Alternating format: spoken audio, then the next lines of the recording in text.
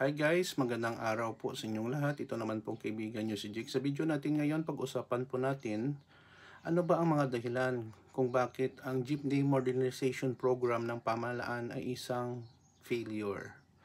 Marami pong nagtatanong bakit hanggang ngayon marami pa ring jeep or mga sasakyan nakikita natin sa daan na not roadworthy. Napakadelikado po, poor maintenance, at ang mahal pa ng pamasahe. Pero bago lang tayo pumunta doon, magpapasalamat muna po ako sa lahat ng mga followers, supporters ng aking channel. Maraming salamat po sa inyong walang sawang pag-suporta, sa panonood, pag-comment at pagsubaybay. Kung bago lang kayo sa channel ko at gusto niyo ang mga video natin, paki-like lang po, share, and huwag kalimutang mag-subscribe. Hanggang ngayon, marami po tayong nakikitang mga jeepney luma, iba nga 1970s pa na tumatakbo sa daan. Nakakaintindi ako ang hirap ng buhay dito sa Pilipinas, pero ang pamahalaan guys ay gumawa ng mga hakbang para mapangalagaan din ang mga pasahero, mga commuter. Ako po ay isa din na pasahero ng mga sasakyan, kung hindi ako nagdadala ng aking sariling sasakyan. Bakit po may Jeepney Modernization Program? Sa panahon po ito ni dating Pangulong Rodrigo Roa Duterte para po ma-make sure ang kaligtasan ng ating mga pasahero. Can you imagine mga jeep 1970s, 1980s pa, walang maintenance, 1990s. May kaibigan nga ako, ang sahig ng jeep lumusot ang kanyang paa. Okay, na-hospital siya. Kahit isang 5 duling, hindi po nakatanggap ng tulong sa may-ari ng jeep or sa driver. Siya pa ang nagastos. Kasi ang sahig ng jeep ay sobrang mahina na, mga butas-butas na. Nadisgrasya, hindi nabundol po ang jeep or nabangga, kundi ang sahig ay mahina na at doon, po siya, nasugatan po ang kanyang paa. Nagumastos pa po ang kaibigan ko ng 2,500 pesos sa kanyang pagka-hospital. Minsan kasi naawa tayo sa ating mga kababayan ng jeepney driver kasi mahirap ang operator. Pero alam natin na ang Jeepney Modernization Program ng pamahalaan ay matagal na ito. Way back 2017. Ngayon 2025 na, almost or 8 years na nga eh. Pero marami pa rin ang hindi sumusunod at marami ka pa rin may makitang mga sasakyan ng lumang-luma. Ang ginawa nila ay nagpa-join lang po sa kooperatiba pero walang upgrade. Okay?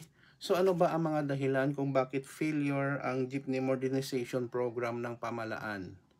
May nagtanong sa akin, straight to the point daw dapat kung ako magbigay ng video dito. Okay, ang reason guys na nag-explain ako ng mabuti kasi para maintindihan, hindi po ito na isi-straight lang natin. At saka kung less than 1 minute lang po ang video or less than 3 minutes, ang nangyayari, napupunta po ang video sa shorts. Okay? At gusto ko talaga explain para at least ang mga viewers natin maintindihan. Okay? Yun po ang dahilan kung bakit ini-explain ko at medyo napahaba ko ang aking mga video guys. Sana po maintindihan nyo. So, hindi natin ma-please lahat ng mga viewers sa ating channel. So, una-unang dahilan, mataas na gastos. Ang halaga ng isang modernong jeepney ay umabot mula 1.6 million hanggang 2.8 million na hindi kayang abutin ng karamihan ng mga driver at maliliit na operator. Ito po ang palagi nilang rason kung bakit hindi sila makabili ng modern jeep. Actually guys, kung sa akin lang, ang mga operator ng mga maliliit, kung marunong sila mag-ipon at mag-save ng kanilang portion ng kanilang kinikita na sa pagrenta ng sasakyan ng mga driver or ang mga driver mismo, makapag-ipon sila ng ganitong halaga. Believe me, kaya po. O kaya. Kaso lang, ang nangyayari kasi, wala lang. Pagtanggap ng renta or bayad, gastos agad. Kung hindi masira ang sasakyan, walang maintenance, walang change oil, kung ano pa na mga replacement, pinapabayaan na ang sasakyan. Kung totally hindi na makatakbo, doon lang aayusin. Hindi po tinitignan po ang welfare ng mga pasahero. Most of the time, sorry to say, pero ito po ang naobserbahan ko. Pwede naman sila mag-loan, no?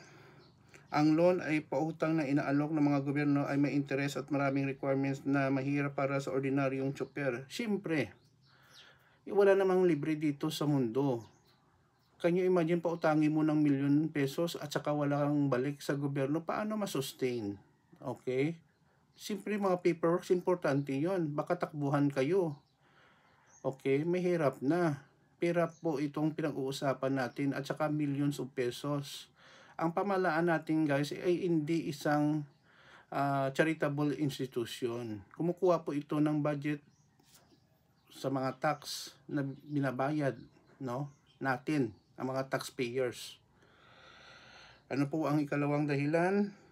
Kawalan ng sapat na tulong pinansyal. Ito palagi pa rin ang kanilang sinasabi nila, no? Maraming driver na nagsasabi kulang ang subsidiya ng gobyerno, 160,000 kada unit kumpara sa kabuang presyo ng modernong jeepney. Hindi sapat ang mga support program tulad ng pautang, training at financial literacy. Ito po ang number 1 na problema sa atin na mga kababayan o sa ating Pilipino. Palagi tayong inaasa lahat sa gobyerno. Ang gobyerno, guys, may certain limit din. Kahit pumunta ka sa isang lugar, for example, sa Amerika, Australia o iba pa, makikita mo may mga libre silang services, pero saan nila kinukuha? Sa mataas na taxes. Dito marami tayong mga kababayan na hindi nagbabayad ng tax, walang trabaho, pero binibigyan ng purpose.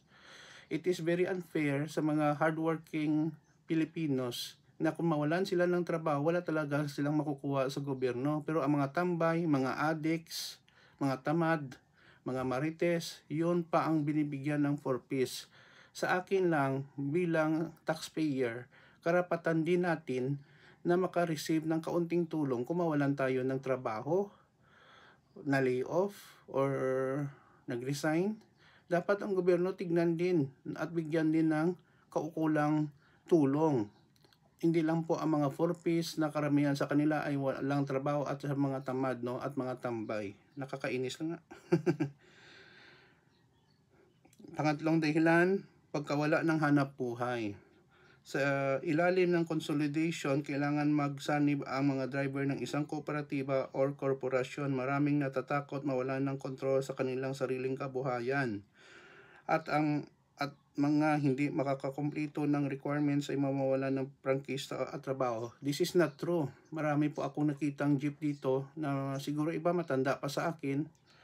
Very poor maintenance, may sticker lang na member ng kooperatiba, tumatakbo.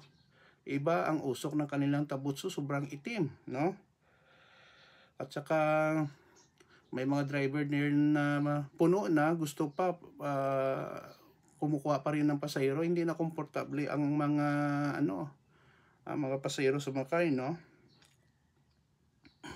Number 4, kakulangan ng malinaw na implementasyon, magulo at pagbabago ang mga patakaran. Totoo po ito. May mga kakulangan sa impormasyon, konsultasyon at maayos na pagpaplano sa mga komunidad at sektor ng transportasyon.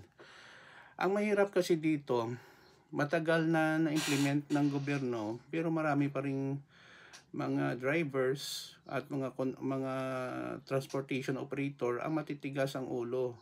Every time na may mga program about jeepney modernization program, rally sila, thinking na masusolve ang problema. Mag-rally sila ng 2 araw, hindi naman nila kaya isang linggo or isang buwan or isang taon kasi magugutom din sila at saka ang pamilya nila. Marami lang talaga ang medyo pasaway, no?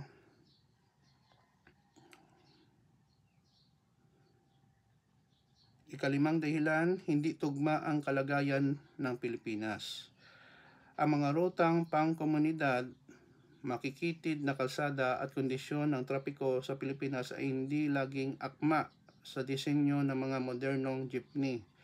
May mga reklamo na mas mahal ang pamasahe at hindi praktikal para sa ilang ruta. Maliliit dito mga daan, ito po ang dahilan, no? So, pero yun nga, mahal ang pamasahe kasi mahal din ang gasolina, no?